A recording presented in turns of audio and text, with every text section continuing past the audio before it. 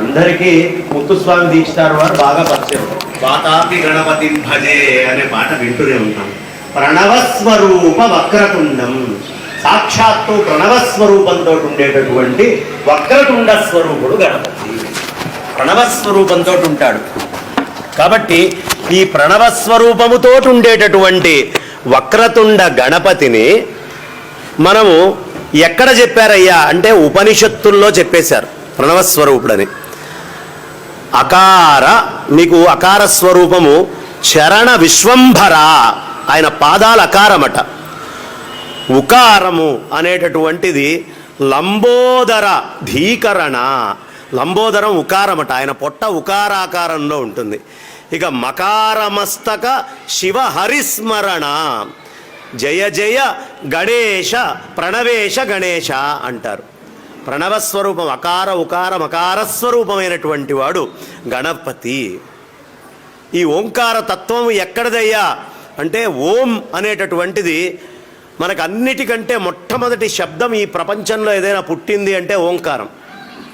ఓంకారాన్ని మించినటువంటి శబ్దము లేదు. అన్ని శబ్దాలు ఓంకారంలోకి వచ్చేయాల్సిందే. సాధారణంగా మనం ఏఈఐఓయు ఓవెల్ అంటుంటామే, ఈ అకార ఉకార మకార శబ్దంలోనే ప్రతి శబ్దము లయమయ్యి ఉంటుంది. ఎలా లయమయ్యి ఉంటుంది అంటే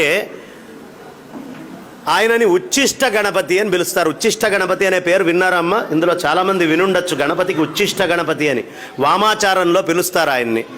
ఈ ఉచ్చిష్ట గణపతి అనేటటువంటి మాటకి ఆయన సహస్రనామంలో మనకు ఒకటి దొరుకుతుంది, జిహ్వా సింహాసన ప్రభు.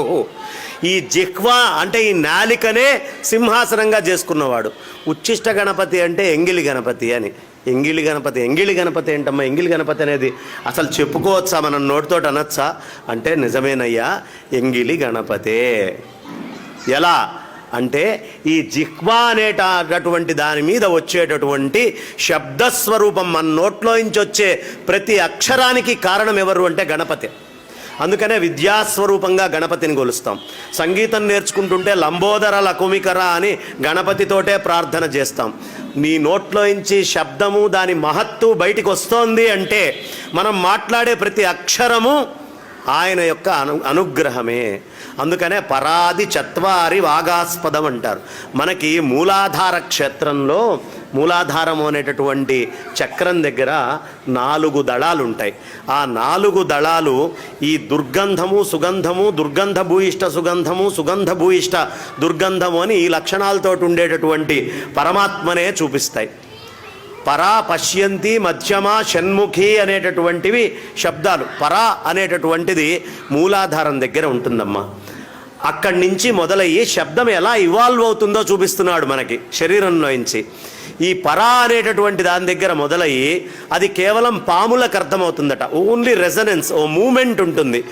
ఆ లైట్ మూమెంట్ని పాములు మాత్రమే, అందుకనే పాము చెవులు అంటే మనం మాట్లాడే శబ్దం వినే చెవులు కాదు, తరంగాన్ని తాకి అర్థం చేసుకోగలిగేటటువంటి శక్తి పాములకు ఉంది అని. మన వాళ్ళందరూ టీవీ ఛానళ్ళలో హాస్యం చేస్తారు, అసలు పాములకి చెవులే ఉండవు అని. పాముకు చెవు ఉండవురా, కానీ ఈ కేవల తరంగ మాత్రంతో గ్రహించేటటువంటి లక్షణం దానికి ఉంది కాబట్టి తరంగాన్ని గుర్తిస్తుంది. అది అంటే మామూలు చెవులతోటి వినేటటువంటిది కాదు, దానికి అతీతమైనటువంటి శక్తి ఉంది అని చెప్పేటటువంటిది పరా అనే శబ్దం.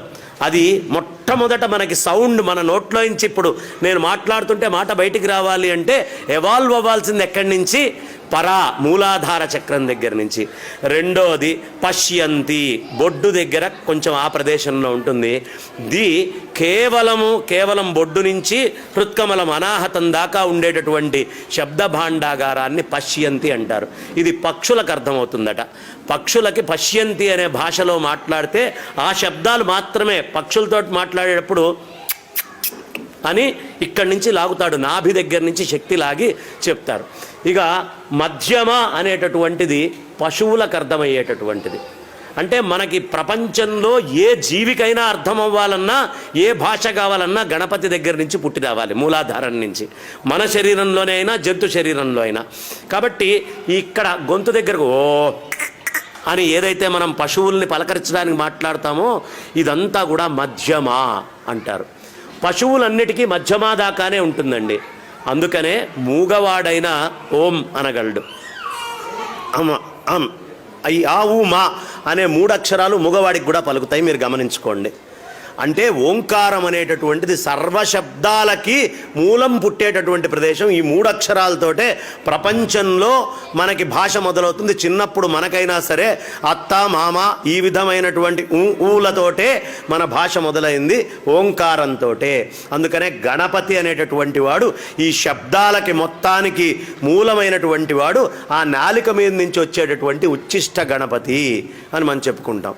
కాబట్టి ఈ 3 అయిపోయినాయి కదా, మరి 4వది ఏమిటి అంటే మనుషులకి మాత్రమే ఇచ్చినటువంటి వరము వైఖరి అనే 4వ శబ్దం.